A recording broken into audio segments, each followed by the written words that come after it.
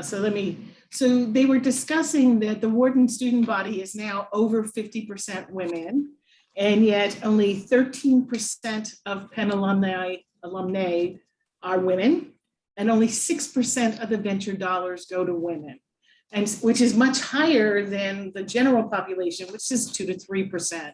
So the goal was to create a really strong community that supported women and businesses that support women. So it's not exclusively female, and we do believe that those organizations that are led by all genders are much more successful than those that are a single gender. So we do it 3 ways. One is to amplify, is to share what's going on. We spotlight founders, funders, and friends to let you know their stories, what's working, what hasn't worked. Sometimes is much more insightful than that which has. We also are looking to build this strong community through connections, whether it be here, we do Sunday teas every other month, is to just build those relationships. And finally, through inspiring, by bringing exciting programming that not only tells people's journeys, but also some skills that we can impart that will make you more successful. So that's what we're going to do today, is to share Josh. He's going to help us.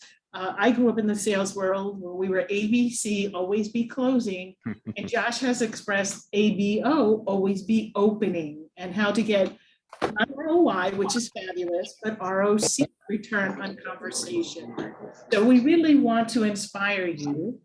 When I was looking at Josh's background and talking with him, one of the things that came to mind, and if everybody could please mute their microphones at this time, is, do you remember the Dilbert cartoon where everybody was in their cubes? Well, Josh has broken out, is flying literally in airplanes to spread his wings and to bring us an interesting way to look at things. So the way we're going to work today is very, very interactive. We will, after the presentation, send you all of the material, but we want you to engage, to take your own notes, to actively participate. If you have questions, please put them in the chat. I will be monitoring. If something is extremely relevant at that moment, I will interrupt Josh and ask the question. Otherwise, we're going to hold them to the end. So without further ado, I'm going to turn it over to you, Josh. Oh, one last thing, excuse me. At the end, Josh has an opportunity for each of you to do a one-on-one master session with him at no charge. So keep that in mind as you're listening to the presentation, how it could impact you individually, because we do want you to walk away with something that enhances your chances for success. So now I'm going to turn it over to you, Josh. Take it away. Awesome. Thank you so much, Lori. Absolute honor. And thank Lori for that one-on-one session. She wanted me to make sure I had something for everyone. So I put that together. I don't offer that to the general public. So that is actually something special for this group. Let me share my screen. And I would like to start off saying, good morning, champions. Yes, it is. And yes, you are. And that's actually an entire another presentation I can give about that. But no matter where you are, no matter what time it is in your location, I want you to look at the clock and say, you know what, clock, I don't work for you. I'm going to set my own schedule. I'm going to set my own time. I can start my day anytime I want. So right now, I want everyone to imagine cleaning the slate. Something happened an hour ago, 2 hours ago, 3 hours ago. Guess what? That was yesterday. Let's place that into yesterday. Let's clean the slate and let's start a brand new day. And if we're going to do that, hey, good morning is appropriate, right? So awesome. Thank you so much for the opportunity. And like Lori said, please take notes. What flows through you sticks to you. So on purpose, we have a handout and a worksheet you're going to get afterwards. But for now, please be ready to take some notes, ask some questions. Let's have fun.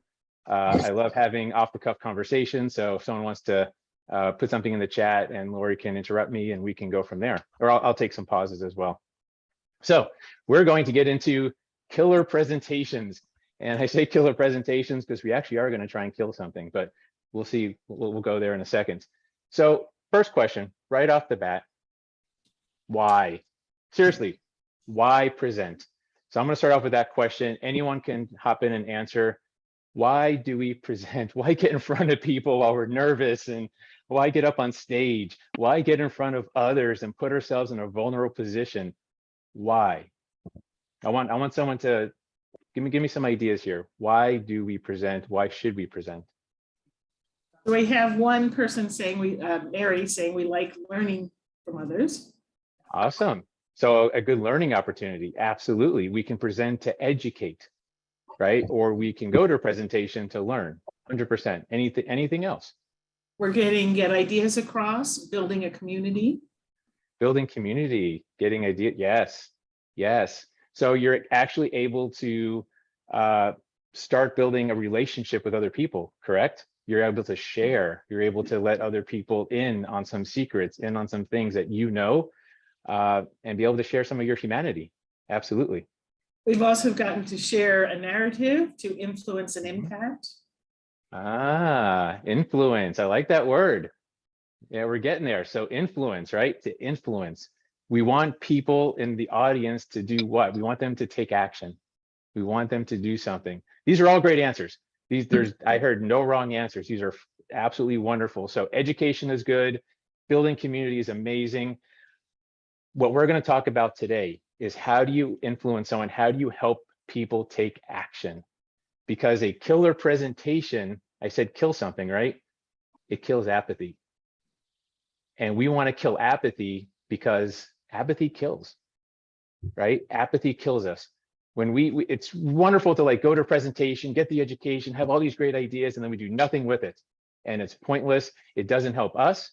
It doesn't help us as presenters. It doesn't help our audience who's getting this information. So we want to find a way, how do we kill apathy? How do we make people want to stand up, stand out, make a change, take one small step forward? So that's my challenge for everyone. That's why I want you to all take notes. If you come away with one golden nugget, one small thing that you can implement in your life, in your business today. Are you kidding? Thank you so much. I really appreciate it. I hope you enjoyed it. That was amazing. That was I'm really really glad. Is she awesome. doing okay? Yeah. Eric, can She's you doing please great. Yeah, put your- Eric, can you show your she microphone? has color back at the tips. She's starting to feel Uh-oh. pain. Sorry about Oh, that. there we go. Okay. That sounded interesting though. I was curious. Some of the guys are color back. That's usually a good sign. All right. So we want to help people stand up, stand out, make a change, right? Get off their butts and do something, whether it be do business with us or maybe inspire them to go make this world a better place. Go bring change, go do something. Just don't sit there anymore. So that's the purpose of a killer presentation. And that's what we're going to go over today. And you're going to see how this impacts your business, impacts your life, and it's going to be a lot of fun. But first, one of the things about killer presentation is you got to speak their language.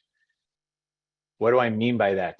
There's a lot of languages out there. By the way, what's the language that everyone speaks? There's just one language that everyone speaks, and it's not English, by the way. Just to be clear, not English, but there's one language everyone speaks. Anyone has any idea? Oh, we have What a is it? suggestion for body language. Ah, okay. Yeah, yeah. Body language is part of it for sure. Absolutely, body language. In fact, it's very close. They speak Emotions. about themselves. Yeah. Yep. I heard someone say emotions. That's really good. That's getting closer. I'm going to call it the human language. That's my word for it, but you're absolutely right. So the human language is the most powerful and attractive language in the entire world, and everyone speaks it. So it's not what you say. It has no words. There are no words in the human language. Think about that for a second.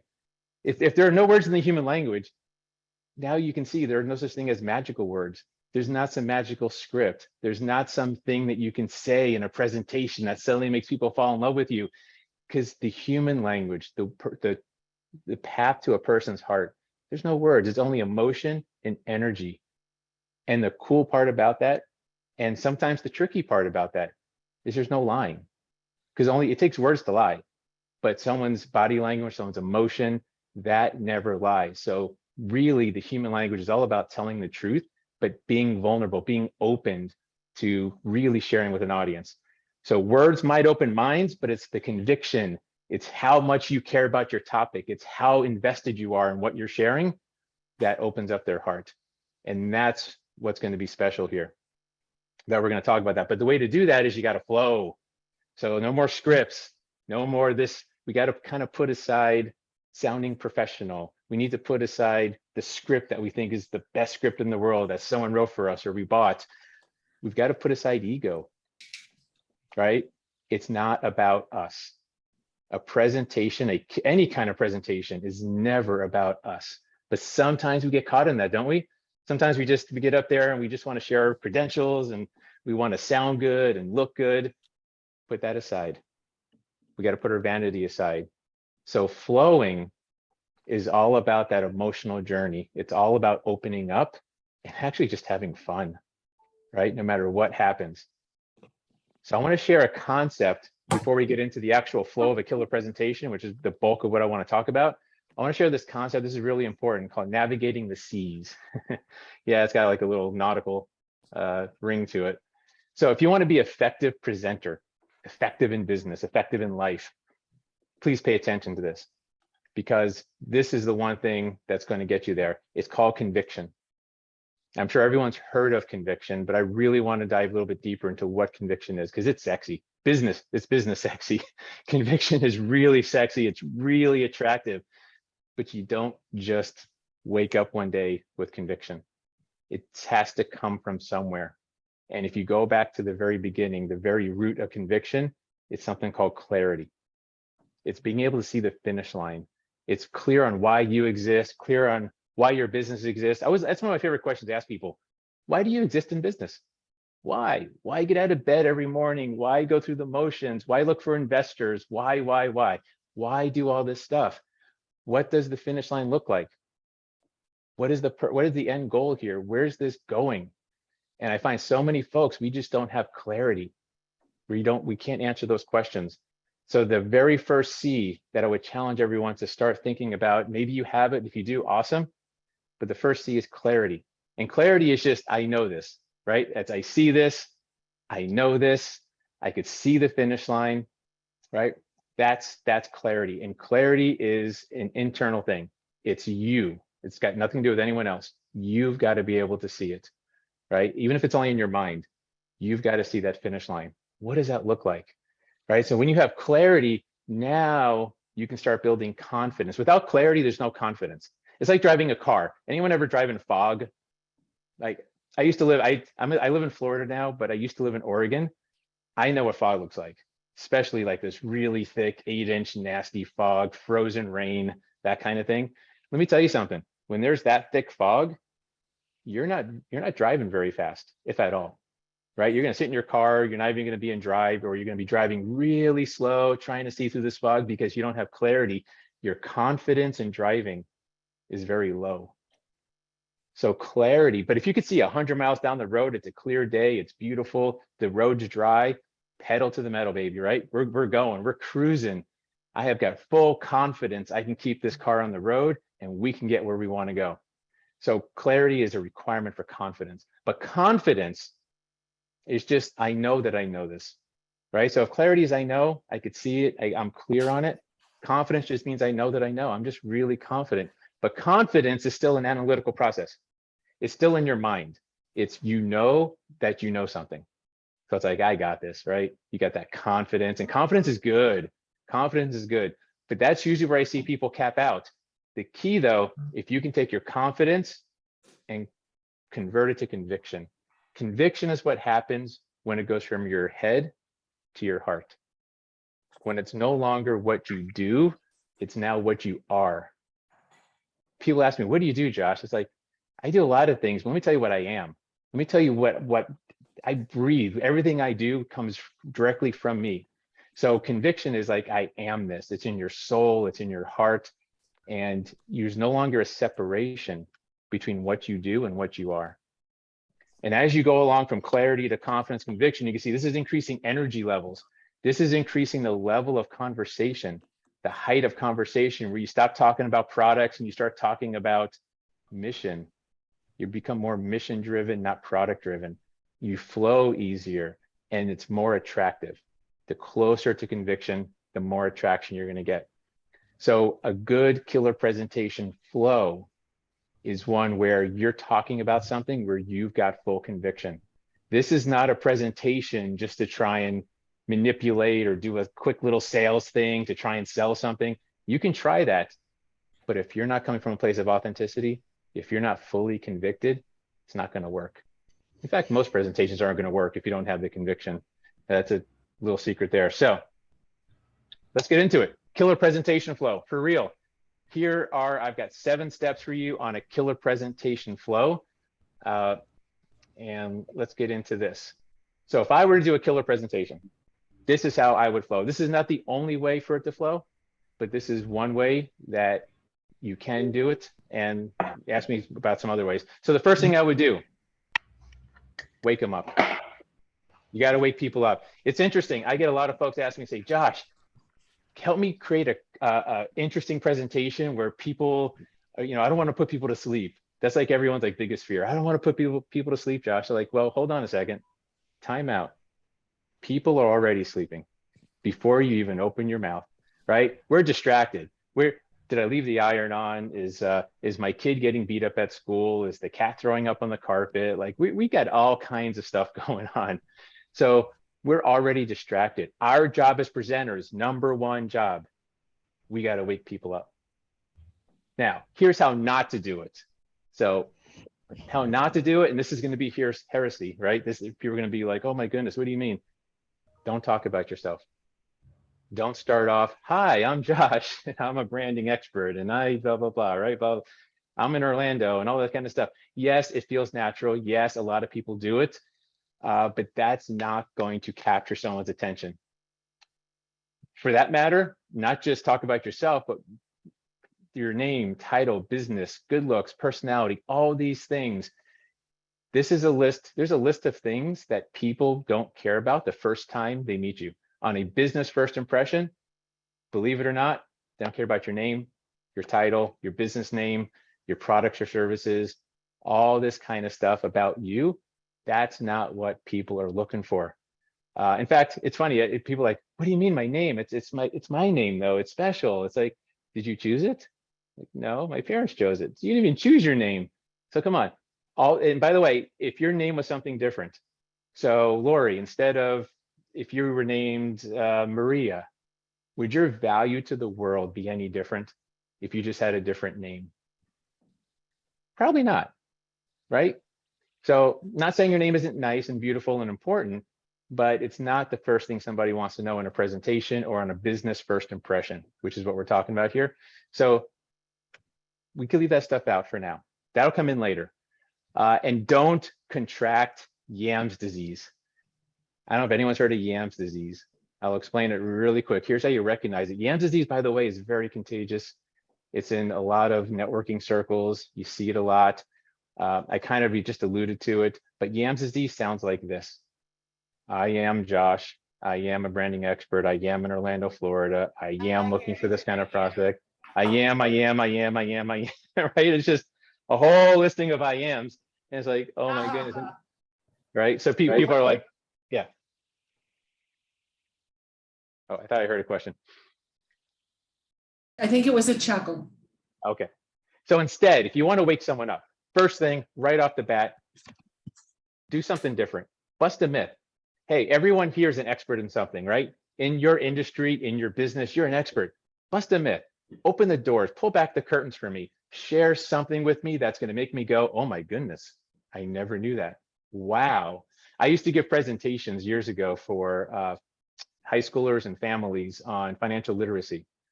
And one of my favorite things was busting all the money myths. Everyone know the money myths? Money can't make you happy. Money's the root of all evil. Money isn't important. Rich people are mean. Like I would just pick a whole bunch of money myths and just boom, boom, boom, bust them up. And people were just speechless. They're like, oh my God, I never thought about that. Oh, you're right. That is keeping me broke. Oh, wow, maybe I should change my mindset. So immediately I was just busting these things just to get people listening, get people waking up. Maybe share a shocking statistic. I was working with a domestic violence nonprofit, and I did not know that 1 out of 3 women are going to be victims of sexual assault or domestic violence directly. Physical domestic violence, 1 out of 3. Think about that. That means that some woman in your family, statistically, if you look at your grandmother, your mom, your sister, one of those 3 at some point in their life is going to be a victim to domestic violence. I didn't know. Now someone says that to me, that changes I'm paying attention. You just talked to me. You just talked about my family, right? Or just ask a question, right? Ask a powerful question. So there's all kinds of ways to do this. Anyone have a myth about their industry they can share that they can see themselves using in the situation? Or something that you've always wanted to take people by the collar, like your ideal client, and say, I need you to know this, please, please, please listen to me on this.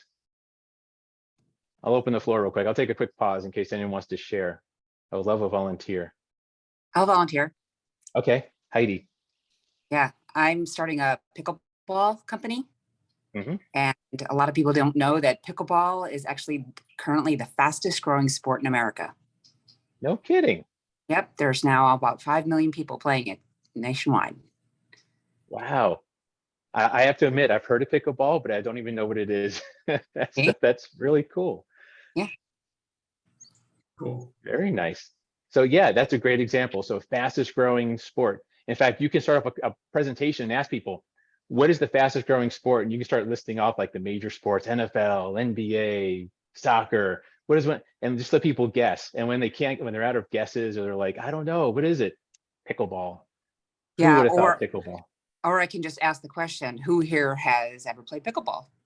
Yeah. Thanks. Rod, I'm sorry, Rod, did you have one you wanted to offer as well? Yeah, well, I'm in the online training industry, and I haven't got statistics on it right now, but I remember when I first started kind of in this industry, that there were surprising statistics on the ineffectiveness of it. A lot of people build online training, they do it really badly, and the amount of information that's retained after a certain period of time drops off very quickly unless you do it right. So I think when I do presentations, trying to point out that the way you've been doing it, probably if you're a potential customer, is probably not very good, and you should think about that. Yeah, and so why do people is there a misnomer, or why don't more people do online training, or do they, and they just don't know how to do it properly? Is that what you're saying? I think it's more the latter. I think there's a lot of organizations do provide online training to their employees, but they don't do it very well. And a lot of investment's wasted as a result, because what you remember, what you apply afterwards is a small percentage of what it should be. After about a month, I think something like 90%, 8% of the information is lost, unless you reinforce it. There you go. That's a great statistic right there. Once you verify whatever that is, yeah, 90% of everything you spent. I mean, it's almost like throwing away 90% of your money. Yeah. If you're a company, how would you like to take 90% of your budget and throw it in the trash? Well, that's what you're doing every time you offer an online course and you don't do it properly. Like, I would just hit them between the eyeballs on that. That's awesome. Yes. So I'll give you another example here. Something I would share perhaps is shy equals broke. In business, that is, shy equals broke. So there's and less shy equals less broke. There's a lot of entrepreneurs, a lot of business owners out there that don't even know how shy they are, and they don't know how much it's hurting their business, that they're hiding behind their product, they're hiding behind a sales pitch, and they aren't getting to know their customers. And here's the craziest part. Grant Cardone said this: the #1 killer of business is obscurity. The #2 killer, in my opinion, is being forgotten. So there's no place for shyness in business. All right, this is an example of how I might wake some people up, because I'm very passionate about this, that we can't be shy in business. We can't hide away. We have to actually stand up for something. We got to stand for something, stand against something. I don't care, but we got to stand. We got to take a stand in business. Otherwise, we just get washed away in the sea of sameness. We just get kind of filtered out, and we never get heard from again. So awesome. So second thing, #2. So now people are awake. They're kind of leaning forward. They're like, what did he just say? What did she just say? Ah, interesting. All right. Now, #2 thing, sell the problem. It's interesting. This is the #1 mistake when I work with sales teams. #1 mistake I see. Everyone's trying to sell the solution. Do not Do not sell the solution. This is what it sounds like to sell the solution. Everyone see my water? Look at this water. It's the most amazing water in the world. It's triple filtered, ozonated. It's tears of God in a bottle. Isn't it freaking awesome? My water, look at this water. Drink my water, have my water. And everyone's like, yeah, thanks. I'm not thirsty. Right? All right, I can get water anywhere. Doesn't work. It does not work. But if we talk about the problem, if I explain to the dehydration is killing your family, it's affecting your job performance, it's affecting every aspect of your life, and it's eventually going to ruin everything you work for. Just 2%, by the way, dehydration is enough to affect your performance. Now, I can probably scoop water out of the toilet and sell it to people because we agree on the problem, right? We agree on the problem. So sell the problem. If you could sell the problem effectively, all you have to do is offer the solution later, and it's easy. So we don't want to sell the solution, right? We don't want to get there. We want to sell the problem. And the other part about this too, be very careful in a presentation. Do not hit people over the head with the problem. I see a lot of folks out there, it's like, don't you want to be happy? Don't you want to be successful? What's the matter with you? And we whack people over the head with the problem. We come from a place of shaming them, of judging. Let's not do that. So here's what I mean. Share the real problem. The only way to do this, by the way, is you have to know your audience. You have to know who you're talking to. You have to know your ideal client. You've got to know what's in their heart. You've got to know what their day's like. You've got to know what wakes them up at 3 o'clock in the morning in a cold sweat. You've got to know why they're going to sleep at night and crying on their pillow. You've got to truly understand someone. You got to share the real problem. And when you do that, you get them nodding. When you start talking about the problem, they're like, yeah, holy moly, this lady's got me. She's got me. Oh my goodness, she knows where I'm at. Because let me tell you something, what people are looking for, they're not looking for your credentials, your name, and how great you are. They want to know, have you thought about me? Just for 1 second, do you know what I'm going through in life? That's what people want to know. So share the real problem. Let them know that you thought of them, and do it in an empathetic way. This is not about judgment or shaming or insulting them. This is about saying, hey, I know what you're going through. Maybe I've been through it. Maybe someone I know what you're going through. So let's go. Come on, like putting your arm around their shoulders, and like a friend, like you're sitting next to them in the audience. That's what it's like to truly, truly sell the problem. Anyone have I'll pause for a second for any questions, or if somebody wants to share. If they truly know their audience and what their problem is, and they want to share that would be really interesting.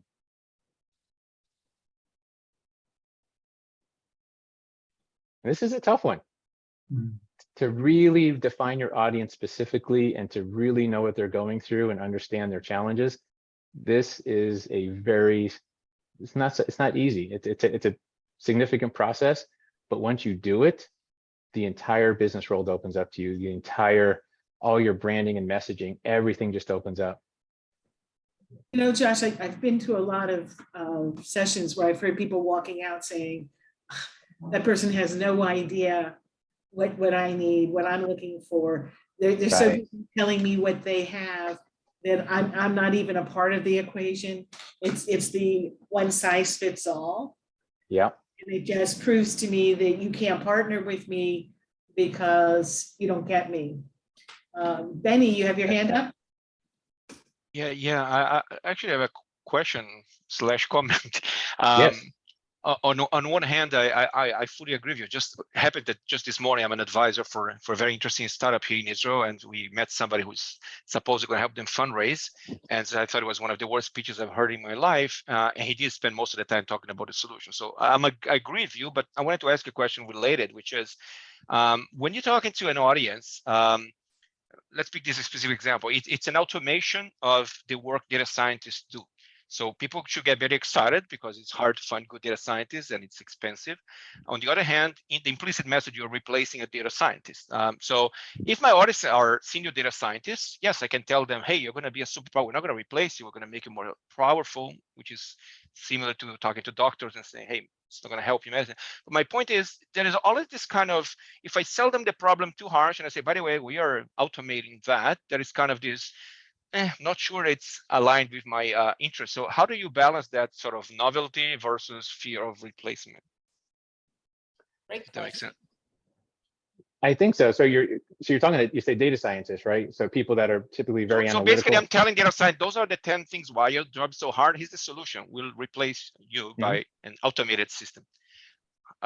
Is there an effective strategy to deal with this sort of fear of losing your job or being replaced by a machine? Well, so is your audience going to be the people you're replacing? Is that what you're saying? Yes, exactly. Well, that's an interesting audience, because I would think it would be the people over them, the managers that would. Well, So what is the purpose? Let me ask you this: what is the purpose of the presentation then? Is it to let them know why they're being replaced, or to let them feel better about it, or to help them find a different way to contribute? Because so the reality, as you know, it's not going to replace 100% of them, right? So there will be okay. people who stay there. So the idea is it has to be directed to them because they're actually end users or data science. So you could sell to management if they will not understand anything. So they will ask the data science team to analyze it. So eventually you need to pitch them, hey, your job is so hard, we're going to remove 70% of your burden and we'll automate it. So does that make them feel any better? Is that a strategy to cope with this? Get off the, shut the fuck up. Yeah, so you would definitely, so the 30% benefit, so there's a benefit to them, right? That they're going to be able to focus more on things that they do best, and a lot of these probably these remedial tasks perhaps, or they're going to be automated, correct? Something like that.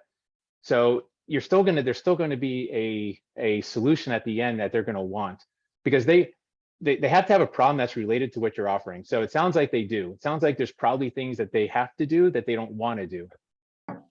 And I'm guessing here, but it sounds like there's probably some things that your solution is going to take care of for them that they probably don't want to be doing anyways. They want to be focusing on some of the higher level aspects of their job that automation maybe can't do, or you're going to make them more efficient or something like that. So we could take this offline if you want, but we got to dig a little deeper into specifically, but hopefully that kind of makes sense, that there's still got to be a problem you're solving for them, even though. And you know what? Let me give you one more little wrinkle to it. If you think fear of losing their job is going to be a main concern when you start explaining this, then call it out right away. The best way to handle something like that is say, look, I bet you all you probably think I'm replacing your jobs. That is absolutely not the case necessarily. What we're going to be doing is this, and this. So the best thing to do is you bring it up first before you let them start churning in their head. Because the moment they get a hint that you're trying to replace their jobs, and that starts the fear cycle and the worry and the doubts, they stop listening to you. So if you think that's a major concern, bring it up right up front. In fact, that could be your wake-up call. Hey, good morning, everyone. I'm here to replace your jobs. Say what? Like, just kidding. Hold on. Let me explain. Boom, boom, boom, boom, and go right into it. Okay, cool. Thank you. Yeah, absolutely. Can I ask a question? Is that okay? Yeah, sure. I'm selling something that I can go into later, but to two different audiences. One is a not-for-profit audience, and there, it's hard for me to put my finger on what the problem is and how to get a call to action. So I'd love impact, feedback there. On the for-profit, I almost find that it's easier to say, hey, we can generate $100,000 in greater revenue. So almost not honing in on the specific solution, but a solution that would resonate with them instead of talking about the problem. So if that makes sense. Yeah. So to your first question, you need to find out what their problem is, because there is one, and maybe it takes some interviewing. Maybe you can talk to a few of them, ask questions like, what are they really struggling with? One of my favorite questions for finding the problem is, I have to find a pen here. I say, here you go. Here's a magic wand, and you can wave this, and you can make one thing in your life better, one thing in your business. Just what is it? What is the one thing, if you can go poof and it's magically better, what would it be? So there's different creative ways to ask people and to try and find out what are they really struggling with, because there's always a struggle. Nothing is 100% panacea, perfect. You just have to ask. So you're gonna have to dig a little deeper. On the other one, so yeah, your solution, we'll talk about solution in a little bit. That's actually number 5. So you're gonna share the solution, but the solution still has to address a problem. If you come to me with a solution that's not really tied to a problem, then the solution loses a lot of power. So do both. This is not an either or. This is a sell the problem first and then offer the solution later. So we'll maybe as we go through this a little further, it'll help clarify. So Josh, if I could just interject Yeah. a little bit, it kind of reminds me from marketing, the difference between benefits and features. Mhm. So I'm not just going to describe it, it's got to have value. That's right. That's right. Those are the three levels, by the way, of conversations. There's feature level, which is very low level. You know, my car's got 540 horsepower. Okay, great. And then there's the benefit level, which is now what are the benefits of that horsepower? Well, you can go really fast, get to where you want to go faster, right? And then the third and the highest level is the mission-driven level. So we'll talk about mission a little bit, but the mission-driven level is when you're doing something bigger than your business, when the impact is going to be felt around the world or at least around your community. That is the highest level of conversation, and that's what usually attracts the most people. But let's keep this going, otherwise we're out of time. So I'll give an example. You know, when I sell the problem, what's the problem? Why are we so shy? So I might share something like, you know, I might talk about there's a lot of reasons we're shy in business. Some of us are not clear on what we're about. Some of us think we're afraid of public speaking, which, by the way, is not true. I know the statistic 25% has a fear of public speaking, but it's actually not that we're afraid of the speaking part. We don't have the clarity, the confidence, and the conviction to share.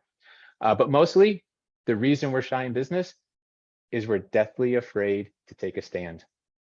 We're so afraid to say what we really want to say. My favorite question to people is like, what do you want to say to the world? From a place of love and good intention, what do you want to let everybody know?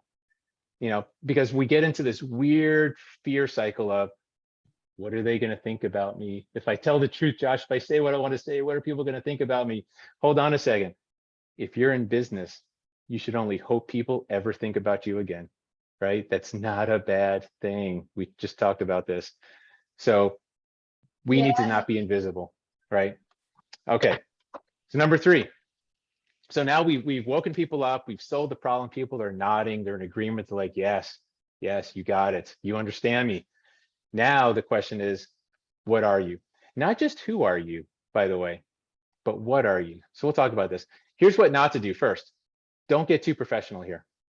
This is not your chance to like blow up your ego and look all fancy and good and get crazy professional. Don't get sloppy, but don't get over professional, and watch the ego, right? We got to watch the ego. We got to be a little bit humble here, because again, this presentation is not about us. It's about the audience. It's about their journey and what they're going through.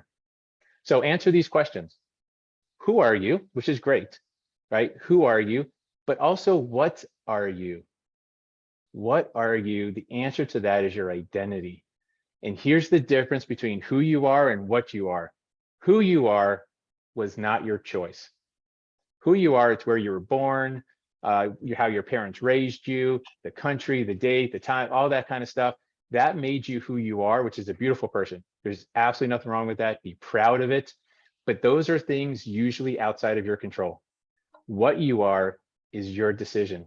It's your chosen identity. You not just get to choose it, you have to choose your identity. Because if you don't choose your identity, someone's going to choose it for you, and that's called a label. If you don't choose your own identity, you're going to get labeled, and that label is not going to work out too well. It's not going to be your friend. So one of the ways also you can share here is your mission. Does anyone here have a mission statement that they would like to share? Something about, remember, a mission statement talks to the person, talks to your ideal client, and how you help them transform, how you help them make the change from where they are to where they want to be. Anyone have an example they'd like to share? Or I'll pause also for a question about this.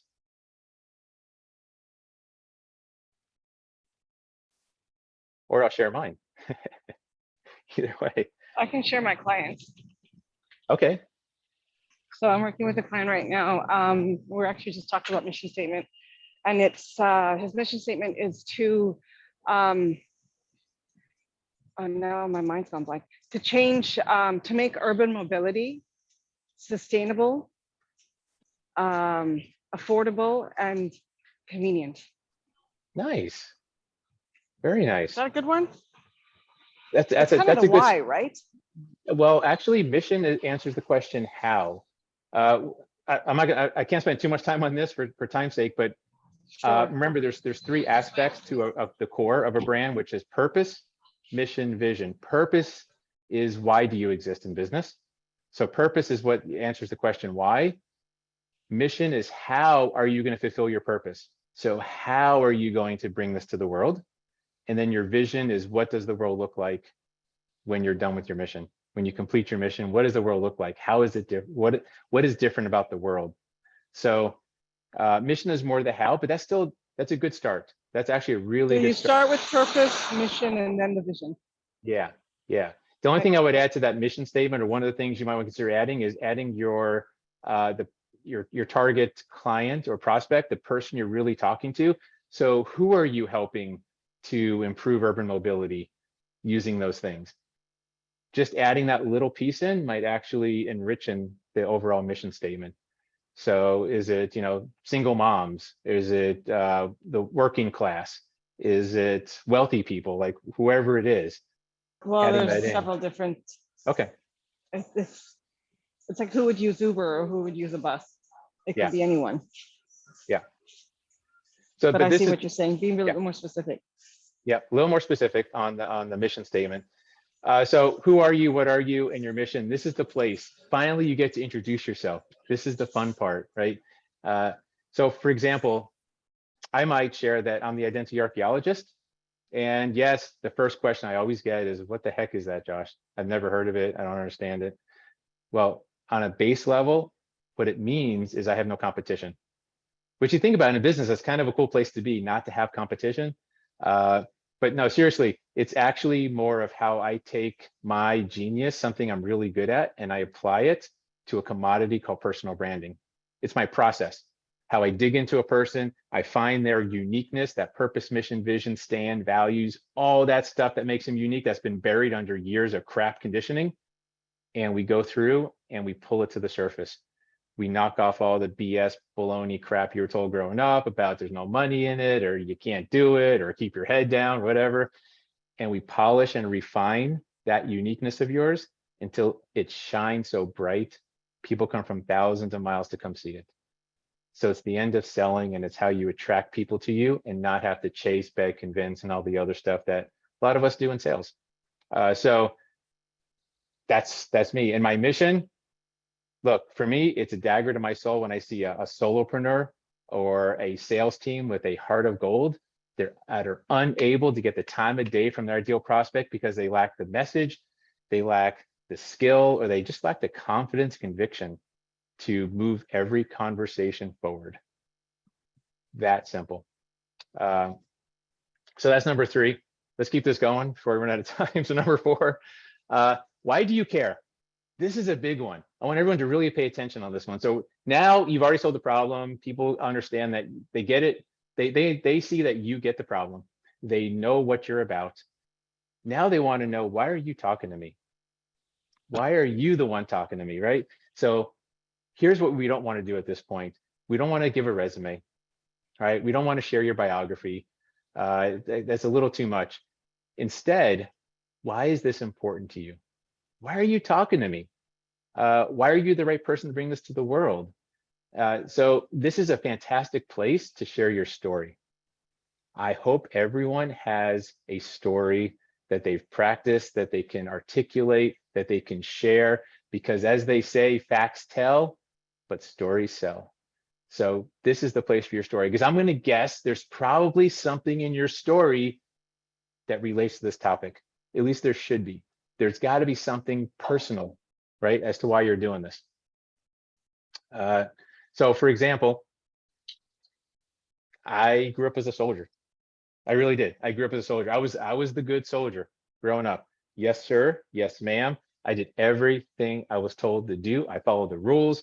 I kept my head down. I obeyed. By the way, that word just, gives me chills every time I hear it. I hate the word obey. I hate the word obedience, but I did it. And I bought the lie that success was the result and the reward of following the rules. So climbed through corporate America, 20 years as a shy, negative, skeptical, introverted engineer. And I thought I was doing the right thing. And then one day, everything I thought was right wasn't so right. Wasn't as happy as I wanted to be, wasn't as wealthy as I needed to be, and I sure as heck wasn't free. And I had to escape. So I know what it's like to live a shy. I lived it my entire life. And let me tell you something, no more am I going to be tiptoeing through life, hoping to make it safely to death. That to me is not what life's about. Not me and not anyone who's going to hop aboard the mission, who's going to may help us move this thing forward. So You have now baited us, Josh. You have to give us a little, what was that epiphany, that turning point, oh, at geez. least a little glimpse in, now that you've whet our appetite. You know what it is? You know what it was? It's going to sound very strange. This is the first straw that like opened up everything. I had a friend who, this is, by the way, I was putting into my 401k for 18 years at that point.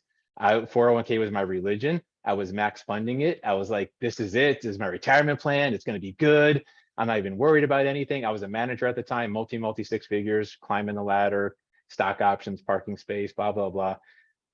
And a friend of mine says, hey, what's your retirement plan? I'm like, oh, it's a 401k. You know, everyone's got one. We're good. And he's like, have you done the math on it? I'm like, no, I didn't do the math on it. Everyone's got one. Like, come on, my parents say it's good. My manager says it's good. Everyone's doing it. Why am I going to do the math? Of course it's going to work. Well, I did the math. You know, I just took out the Excel spreadsheet. I ran the math and something didn't pencil out. And I was like, huh, okay, well, hold on. Scratch all this. Best case scenario, market never crashes, taxes never go up, and I keep max funding it for the next 30 years. Mathematically impossible to retire on it. And yeah, you know, it made me mad. Okay. But let me tell you, here's what pissed me off. What pissed me off was I wasn't supposed to do the math. I wasn't supposed to know that. I was supposed to trust that it was going to be there when I freaking turned 65. And then I was going to find out it wasn't going to work. That scared the living daylights out of me. That caused me to open up all the cabinet doors. Like, if I missed the point on this, if I got lied to about this, what else am I missing in life? And I started looking into every. He just froze.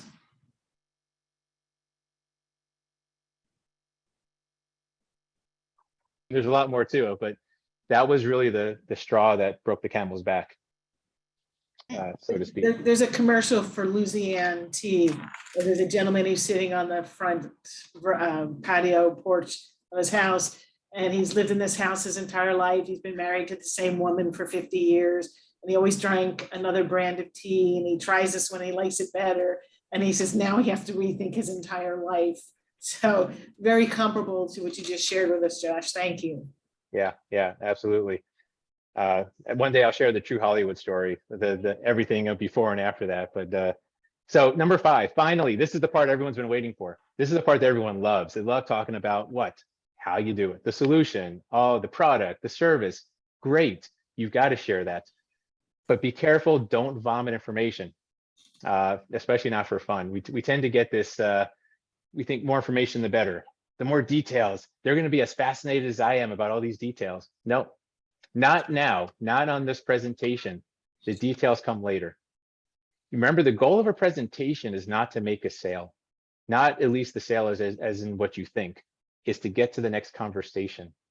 It's to get from a first impression, which is what this presentation usually is, to get to the second impression, where now you can get to know the person a little bit better. Now you can really see if you can solve their challenges and help them move forward, right? And don't be a feature creature. We're talking about too many of the features and gadgets and bells and whistles and all that kind of stuff. Do share the solution. Notice I didn't say product or service. I said share the solution. You can share your product and service too, but I would rather you, depending on how much time you have, share the actual solution. What I mean by solution, I mean the transformation. Share the transformation, share the journey.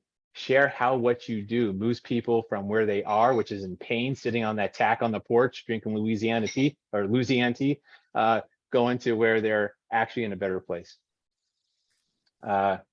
Anyone want to share like a transformation? Can anyone put what they do in terms of transformation? Or I'll also pause here in case there's any questions.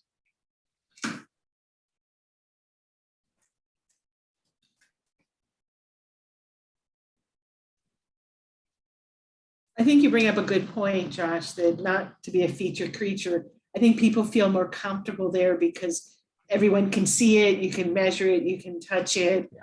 So it's easier many times to explain than going into the transformation piece where people may have to imagine, take a leap of faith. Yeah. And this is also a place, I didn't mention this, this is also a place to add education pieces. So this is an accordion. People ask, like, how long is this presentation typically? I've done this style presentation from 6 minutes to 60 minutes, and even beyond 60 minutes actually, but I always say about 6 to 60, because what you could do, especially in this section, you can add, this could be the part where you just add a bunch of education pieces, where now you're starting to educate and share and provide even additional value.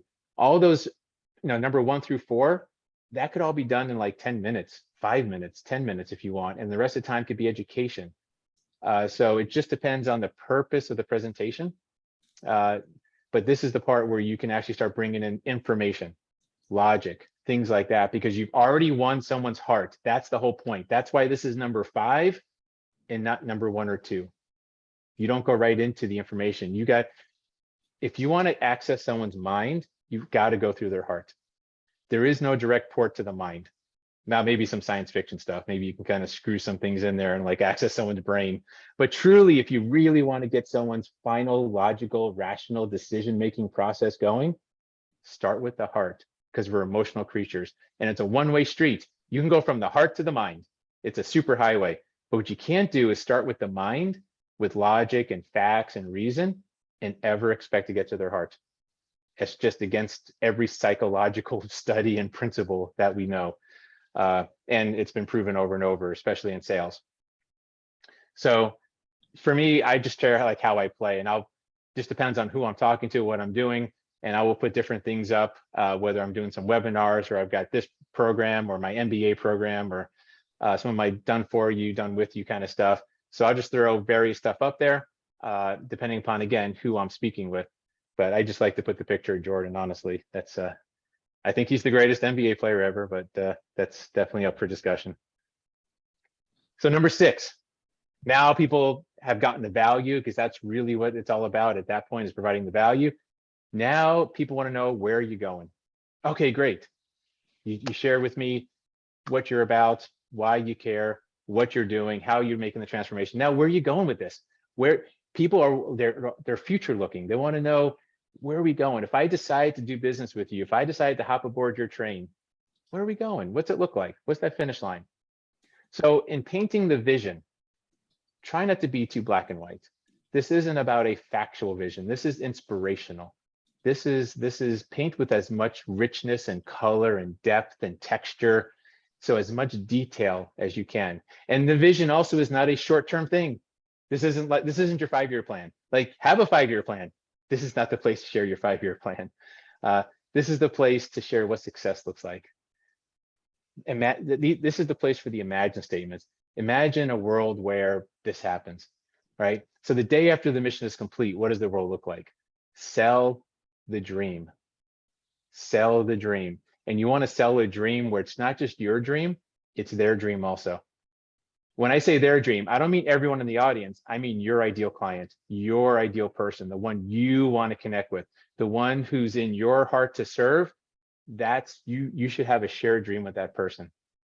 Anyone have a vision that they want to share where they're going, or are there any questions? I'll do a quick pause.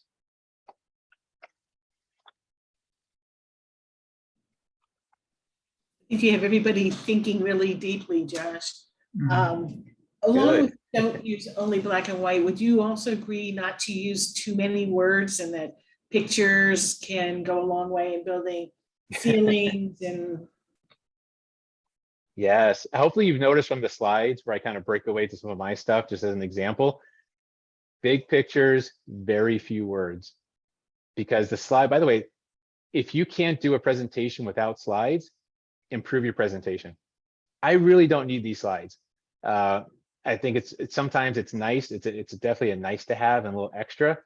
But if I had to do this presentation without the slides, I'd be just fine. So don't use the slides as a crux. Don't read the slides, especially. Again, this is another entire course on how to do a presentation. But definitely you want to keep your slides more as supplemental, not as a primary. So I'll give you an example. My vision is a world of personal free trade, where you do what you do best, I do what I do best, and because we're playing in our lanes, we create surplus. And when we create surplus, we actually get rid of scarcity. Scarcity goes away because we're all creating so much, and we create a surplus, we have to share. So we have to share, scarcity goes away. And guess what goes away with scarcity? Homelessness, hunger, hate, racism, all this stuff that is scarcity driven goes bye-bye. And we have a completely different world. That's what's driving me, because I'm looking to bring humanity back to business. That's my ultimate purpose. So we, just before you go on, we had a chat. How do you make that happen? You know, it sounds great, but how do you take it from a vision to reality? That's exactly what a mission is. That's the question mission answers. So your mission is how you basically achieve your vision. So the way I look at it is, you know, when I talk about brand, you know, a lot of people get confused what brand is. For me, it's that umbrella that encompasses everything. So a mission, a vision, and a purpose is something that should exist outside of your business, like an umbrella. It should encompass everything in your life, every organization you're a part of, every hobby you do, everything like that. And then what the question is, am I in alignment with my purpose, my mission, my vision? Am I is what I'm doing going to move the needle forward towards this vision? So your vision and your purpose and your mission become like a litmus test. And that's how you're able to decide when someone says, hey, I got this business opportunity to do this over here in this part of the world. And like, should I do it? I don't know. Is it in alignment with your brand? Is it in alignment with your vision? Is it going to move it closer to the world, closer to your vision? Yes, do it. Find the time, find the money, find the resources. If the answer is no, I don't care if it's free. Don't do it, because it's not in alignment. It's I not think going to the move you forward. question might have been about building surplus. Oh, my specific vision. I think that's how what the Sharon. Yes. Correct me if I'm Okay. wrong, but I think one is how do you create surplus, and then we've had a request. Would it be possible for you to share your purpose, mission, vision? Absolutely. And just to add to that, I was really intrigued by this free trade, like fascinated by personal free trade, but I found it hard to link it to what had come before it. And so it wasn't so much as what's the journey, but just help me link it to your purpose and mission, I suppose. Yes. Sorry about that. Yes. So purpose-wise, it's to bring humanity back to business. Because I was taught going through my MBA class and going through school that business and personal, Josh, these are separate.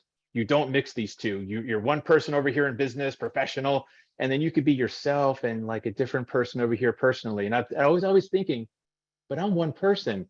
So wait a minute, am I lying to my family, or am I lying to my clients, or both? Why can't I be the same person in business as I am in home? And that's where I started realizing we need to start integrating this. Like, we can't do this separation. We can't tear ourselves apart to be different people. So by bringing humanity to our business and helping people do that, I found out something really interesting. It's not only easier because you get to tell the truth, it's actually more profitable because you're playing in your zone of genius. You're doing what is natural for you. You're doing what you would have done anyways. And when we do what's natural and we do what we're good at, we actually create more product. We are able to help more people. We actually go the extra mile or 10 to bring it to the world. And that's how surplus is created, because we're playing in our zones. We're not fighting against a job that we hate. We're not fighting against a business that we're just doing for money, because everything's monetizable. So this whole concept of starting a business to make money is crazy in my mind, because everything could be monetized.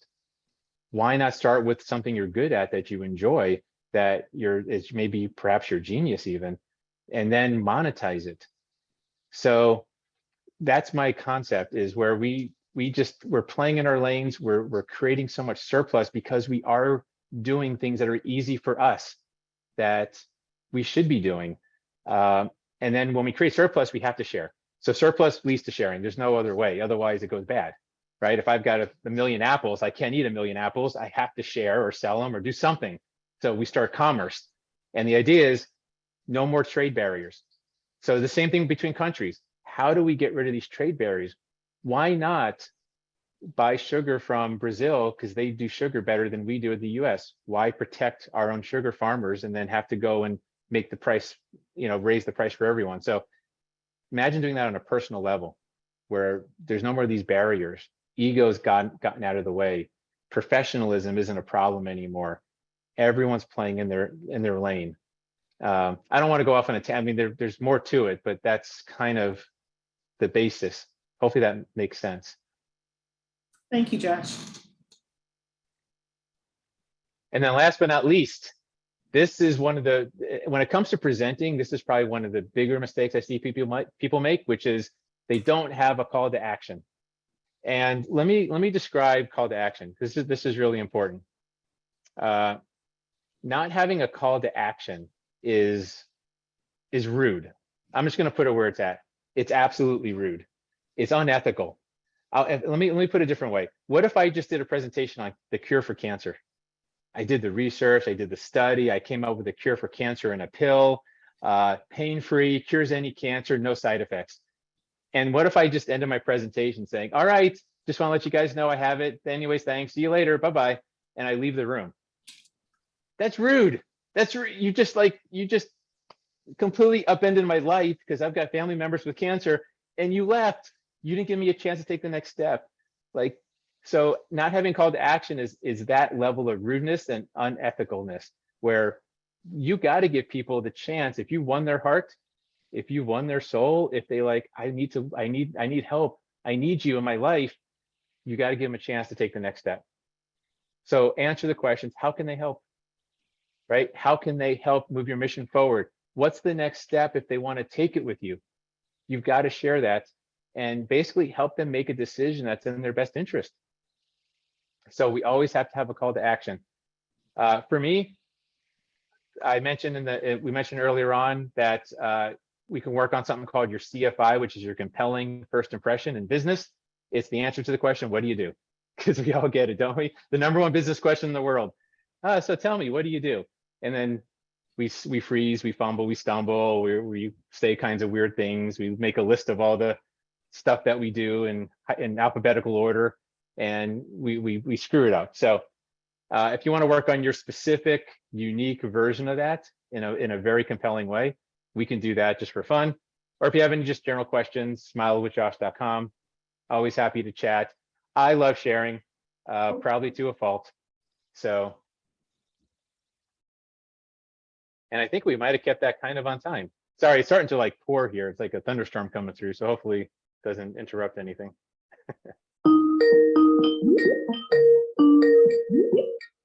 See that? We just hit the buzzer. Look at that. So let's open it up for questions. You can either put them in the chat, or if you want to raise your hand or just speak out, just be considerate of each other. Josh, I don't know if you want to stop sharing your screen so you can see your people. Sure. Yes. Okay, Kadia, you want to go? Sure, thank you. So I guess my question is, I still have this background from a party. I like it. A 3-year-old party. So by the way, I have to say, everything you said in this presentation is exactly what I'm grappling with. I cannot tell you, I'm about to email you 5 emails. Anyway. And I'm an oversharer as well. And I'm like, oh my God, this man gets me. Anyway, I guess my question is, one of the things I am grappling with is, how do you draw the line between, yes, appealing to people, but then not feeling like you're emotionally manipulating them and kind of going overboard? Yeah, really good question. The key for me is authenticity. You have to actually care. So all the stuff I'm sharing, and when I say this is how humans react, and this is their behavior and psychology behind it, I'm not saying that so that you can manipulate them. it really is when you're just being authentic, when you actually believe what you're saying, that it's not manipulative. If you actually really do care about the people you're talking to, if you do really want to help them make that transformation, there's nothing manipulative about that. It gets manipulative when we start lying, when we start kind of using these techniques just to get the sale. And let me tell you something, it doesn't work. It works in certain instances, but like when it comes, people ask me about branding. Branding, the only brand that exists is an authentic brand. If it's not a true authentic brand, it's just a marketing gimmick or a ploy or something like that. So authenticity is the key. Like if you're telling the truth from a place of love and good intentions, you cannot ever say the wrong thing. You can't. You can say some of the bad words or wrong words and you could be forgiven for it as long as it's coming from a place of love and good intention. So that's the challenge I always have people do is like, what do you really want to say to the world? Yeah. But from that place. And it's hard sometimes because you got to get rid of judgment. You got to get rid of ego. You got to get rid of, it's not to shame anyone. It's not to make yourself feel better. It's like, you've really got to open up and be vulnerable. So authenticity requires vulnerability. And people sense that. People know when you're coming from a good place and they will not feel manipulated. Yeah, that's helpful. Thank And you. Mary has been sharing some great feedback as well in the chat about setting your own ethical standards and caring about the people that you support. Yeah. I also had a long tenure in sales, and sometimes you forego the short-term sales for the long-term partnership. And if you take the short sale over the partnership, ultimately that customer goes to someone else. You know, the telephone wars, you know, they finally figured out that, you know, AT&T is going to pay more of a gift to the people at T-Mobile than they are their own, then people are going to switch back and forth. There's no loyalty. But if you truly partner and are authentic, as Josh had said, you'll have those clients for life. Yeah. Here's the one thing they won't teach in business school, or at least they won't stress enough. People buy you first, your product service second. And if they don't buy you first, if they don't like you or get a weird feeling, I don't care. You can have the best product in the world. You can have the absolute best thing ever since sliced bread. They're not even going to look at it and they're not going to become your client anyways. So really, that just means everyone's in a relationship business. We really are, just as humans. Benny, you want to go next? Yeah, I have a question, Josh, and sorry, I didn't articulate the context properly for my prior question. My context, we're doing a pitch for investors, but it's all about, you start with this, as you said, you know, let's replace data science, whatever. So my question to you is more pragmatically is, you talk about vision and you talk about lots of different things here, especially if you're talking to an audience of investors. I hear two theories here, and I don't know if there's one of them that's really right or wrong, but one is, well, if you have this amazing vision, we're going to have a world of automated AI and everything will be, you know, you press a button and it will have blah, blah, blah. It may sound, you know, compelling to some extent, economically at least. But on the other hand, it's like, really, can you really do that, right? On the other hand, if you're very tactical and say, hey, look at all these genetic algorithms and all these PhDs, how they build this thing, wow, it's real. But then it's kind of, which is the pitch I saw today, but it sounds like a product overview. It's like too much in the nitty-gritty. So each of them has a pros and cons. So how do you balance long-term versus, you know, reality or short-term? Yeah, good question. So, you know, reality short term tends to be more on the logic base. So that's where you're like, look at these bells and features, look at how this works. Isn't this AI amazing? By the way, I'm working with an AI company and AI is doing some amazing stuff out there. So yeah, that's all the short term. The vision though, that's that longer term, and that's that vision is more emotional than logical. So if you look at this flow of this presentation, notice what we did. We started very emotional up front, got people's attention, and then we kind of came down and made it more logical towards the middle of it, and then vision brings it back emotionally. So the vision needs to be bigger than just these products and features. The vision needs to be that emotional of how great this world's going to be. So the question for vision, by the way, is all this stuff you're doing with AI and all this amazing things, how does it manifest in the world in a positive way? How is it? So it's not just what the AI is doing, but if the AI is making life easier, now what are people doing now that life is easier? Take it one more level. to make it bigger. Because when your life is easier, now what's happening? Are you spending more time with family? Are you able to do other pursuits that you couldn't do before? There's got to be another level or layer there that you can make this vision even bigger and more emotional. Because that's truly what the vision needs to do. It needs to inspire. A vision has to inspire people. It has to almost be unbelievable. That's okay. It doesn't have to, see, remember, believable is analytical.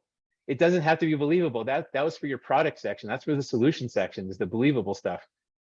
Let vision be unbelievable, but let it be inspirational and let it draw people and let people start thinking, what if Benny's right? Wow, what if we really could have a world like that? You know what? I want to see if we can do that. I want to give that a shot with them. So you're saying I'm excited. Not to have a fear of the too good to be true reaction? No, not for vision. Yeah, not for vision, not at all. So I Because think, again, even sorry, real quick, even with analytical people, which sounds like that's who you're talking to, very quite analytical people, Yeah. they still have hearts. They're still humans, and they still dream, and they still have wants and desires, and they still are inspired by Disney movies or whatever they're watching.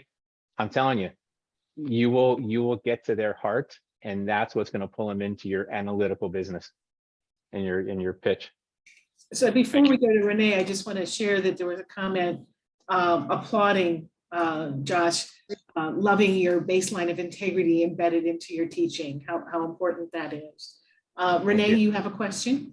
I do have a question. I think, and my question is, and I'm putting myself in your shoes, you did a great presentation, but you're trying to get us as clients. At the end of the day, that's probably a big part of why you're taking the time, which I commend. And I feel like when I'm done with this call, I had to write down your name. I have to remember to call you. And I see this happen with many people, that it just goes in a black hole and things don't happen. And I'm wondering, for your benefit, and also, when I'm in your shoes, how do we get people to take the action right away? And I've seen some examples, like if, the moderator would say, hey, he's willing to talk to you if you sign up, and we're only could take 10 of you, and it's in the next week. That might get us to say, yeah, I want it. Okay, I'm in. I get it with investors. You're not going to be quite as pushy to say, hey, invest in me tomorrow. But even I'm in Silicon Valley now, and many say you got to say the round is ending in a week, and you got to kind of turn on the heat. That's what I found was a bit, I'd love you to add, was a bit missing. I kind of like, how do we get people to say, yes, I want it? How do I get the next meeting? Whatever action we want people to take. How do we make it, how do we create a sense of urgency? Yeah, very interesting question. And I'm going to give you a couple different answers, because I'm of a slightly weird camp on this. First of all, the way to get someone to either show up to a meeting or to take an action, there's two emotions that are typically involved. One is excitement, the other is curiosity. Excitement and curiosity. If without those two, it's going to be really hard for someone to follow up and take action. But you're talking about kind of like, I call them techniques. And there's all kinds of techniques out there. There's the fear of missing out. There's the limited time kind of stuff. I come from a place where I thought sales was a 4-letter word when I left corporate. I absolutely abhorred sales in every single way. And it's that kind of stuff still never sat right with me. And the way I've always done business is I provide immense value, and the people that need to work with me or that want to work with me, they will reach out if I give them an option. If I give them the URL, I do follow-ups when I can as well. That's the other biggest thing, is to just, hey, thanks for coming. I appreciate it. If there's any questions I can answer, or thanking them like you, if you ask a great question like this, it's just that interaction. But I try and be careful with pushing on, and I guess it depends on the situation. It depends on your audience. It depends on what you're offering and what action you want them to take. That's something too. The call to action at the end, is not the ultimate step. It's not buy my product. It's not that final, it's just the next step. What is that very tiny little next step? So for me, maybe it's not the best thing for quote unquote sales, but I'm not looking for 100 clients. I'm really not. I do very highly specialized concierge consulting. I want people, if I don't attract you and you just forget about me tomorrow, okay, I'll reach out and I'll follow up. But am I going to do the typical sales and like chase? Me personally, no. I'm not saying it's wrong. I'm not saying it's that in a lot of instances you need to be more aggressive, but it's just not the way I do it. I haven't had to, and maybe I'm just lucky or blessed. I don't know, but I haven't had to do things that way. So If you, what advice though would you have? Like, because sometimes I see, hey, they say they're very interested, they say follow up, and then it kind of fizzles because they're on vacation, they forget, you follow up. If somebody did want to close, what would be, you seem to have good techniques for all the other, so, what would be, or maybe others have suggestions? What Yeah, so are what- the ways Take to, your Yeah. 1 to 6 first. Yeah, one of the things I would probably do, and what I've done in the past actually, is I would have a landing page that someone can go to, and during the presentation, so there's different ways, but you want to get a little piece of information from everybody, not just their contact. It's easy to get email and name, but you need to ask a question about what was the most impactful thing that I shared with you today, and make it like a list.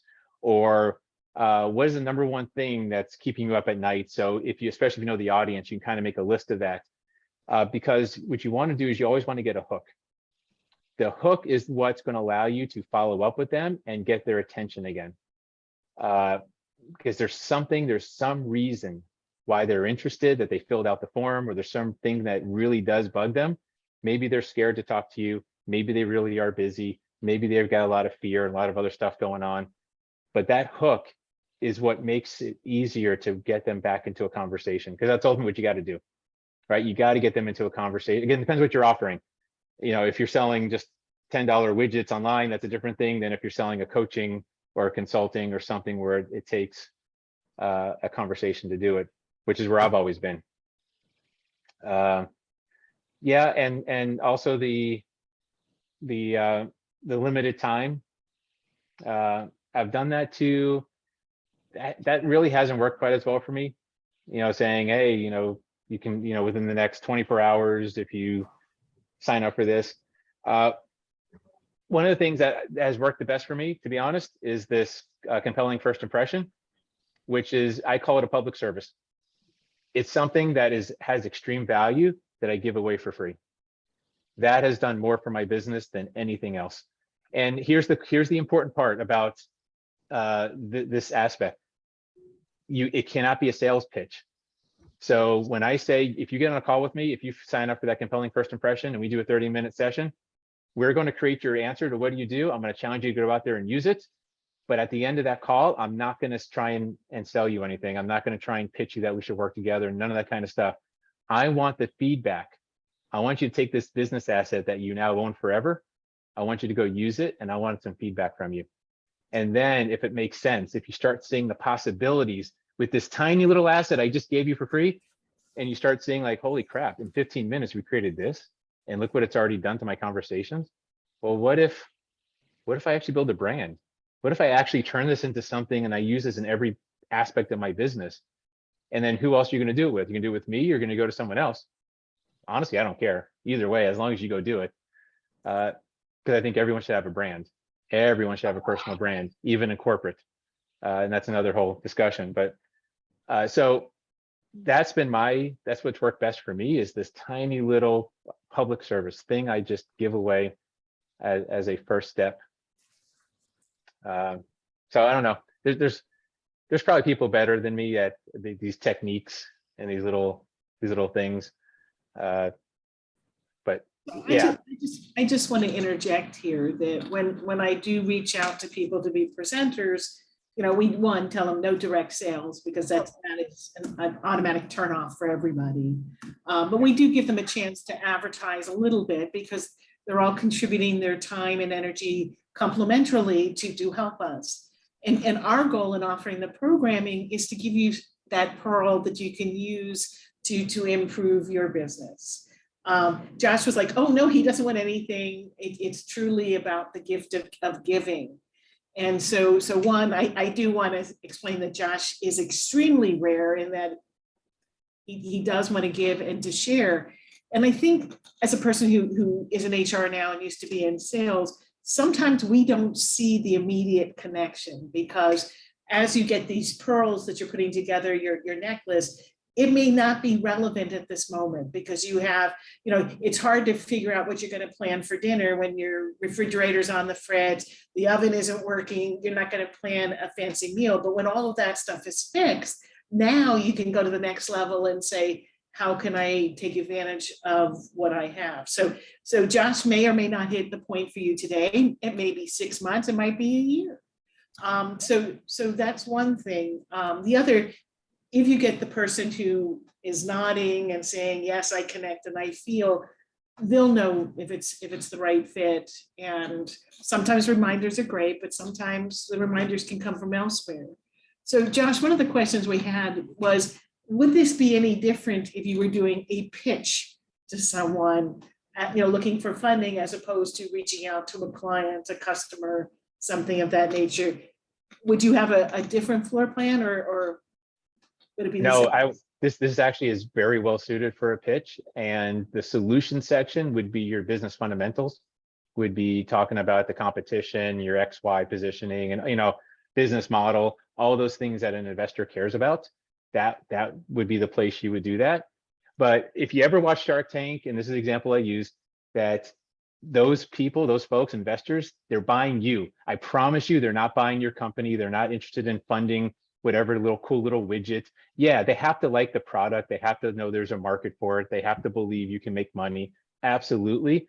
But if they don't like you, if they don't understand you, if they don't think you're going to show up to the business, if they don't think you're invested in the business like you should be, it's a no sale, right? They're buying you first, and especially when it comes to investors.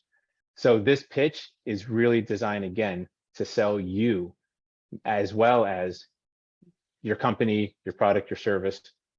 So I think this format actually would work very, very well. And in fact, I work with an organization called 1 Million Cups. It's a nonprofit from the Kauffman Foundation. And we help entrepreneurs present their business for pitches. And I've seen this format work very, very well. We've had a request, Josh, if you could include your mission, vision, purpose as part of the slide presentation so that when we send it out to everybody, they could use yours as a role model, kind of get their thinking so that it's out of the abstract and into the, okay, this is one that's actually working. Yes, absolutely. Maybe that's worth a workshop too, just working on purpose, mission, vision, or something like that in the future. Because that's the core, that's the seed of a brand. That is, once you have that, everything else flows out from it. Your positioning statements and your story, your stand, all this other stuff starts with that seedling.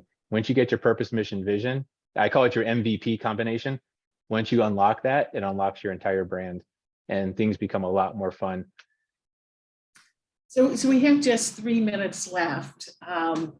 And I do want to encourage everybody to take advantage of Josh's very generous offer for that 30 minutes, because I know personally, when somebody says, what do you do? I feel like that deer in the headlights, like, what do you mean personally, professionally, how far do I go? So please take advantage. Josh, any last parting words that you would like to share with our group before we call it a day? Now, look, I just want to thank everyone for the fantastic questions. Sometimes I'm asked for my favorite piece of advice, and this applies to business and life and anything. And it's actually tattooed on my arm here in Latin. It says, "Incipe numquam cesseris." and it's the secret to success. And this arm has got Western civilization, this arm's got Eastern, but it translates basically to start, don't quit. Start, don't quit. 3 words, that's all you need. Start means most people never start, right? We don't get off our asses, we don't get off the couch, we don't start anything. We think about it and we don't actually freaking start. And let me tell you something, start dirty is fantastic, because you starting dirty doesn't mean you have to stay dirty. You can actually get better, but just freaking start. So start's number 1, and then don't quit no matter what. Because what happens is we get on the 99-yard line of life. We've been beaten up, bloodied, muddied, we're tired, right? We're tackled so many times. We're like, I can't go on anymore. And you're 1 inch from success, from the goal line. And that's when most people give up. And that's a shame, because you paid the price for success, but you didn't get any of the reward because you gave up at that point. And let me tell you something, there's something out there called the adversary. The adversary will come at you in the beginning to stop you from starting, but the adversary loves to throw the kitchen sink at you right before success. If you read any biography, I got a ton of books over here, read any biography from a successful person, because I got into studying successful people when I left corporate. That was one of the things I did. They all have the same exact story. When just before success, just before they sold their company, just before they reached that next level, just before they saw that success they were looking for, their mom died, their cat died, the volcano erupted, they fell ill, they fell off a mountain. I mean, all hell broke loose. Let me tell you something, when all hell breaks loose, that's actually a good sign. That means you're probably getting pretty close to success, and the adversary is throwing everything it can at you to stop you. So first thing is start. That's the first place the adversary is going to come after you. After it's going to make you stub your toe and like, oh, I hurt my toe, I better not start this. No, start it anyways. And then never stop until success. Thank you, Josh, very much. As you were going through it, I was thinking, sounds like a country western song. Now, you lost everything and now you have success. I want to thank you so very much. From following the chats, you've had tremendous impact and influence on everybody. We encourage you to really think about and internalize just how important this is. Our goal is to give you something that you can walk away with that makes you better, stronger, clearer where you're going. Please take advantage. I know we have a couple of questions that we don't have time to answer. Please reach out to Josh and ask those questions. I know he will be more than happy to share them with you. Josh, thank you so very much for taking time out and sharing with us, sharing your surplus with us. I do love that picture of the little girl and the little boy with the apple. I really like that. We start out great and then we go bad. So maybe we need an old couple sharing that same apple, a couple of bites out of it. So wishing everyone, please check out our website, hellowafa.org, for other upcoming events. Join our organization. It's not just for women, it's not just for Penn alum, but anybody who is committed to helping women and products and services for women to succeed. So everyone have a most wonderful day, and thank you for joining with us. Take care. Take care. Bye-bye.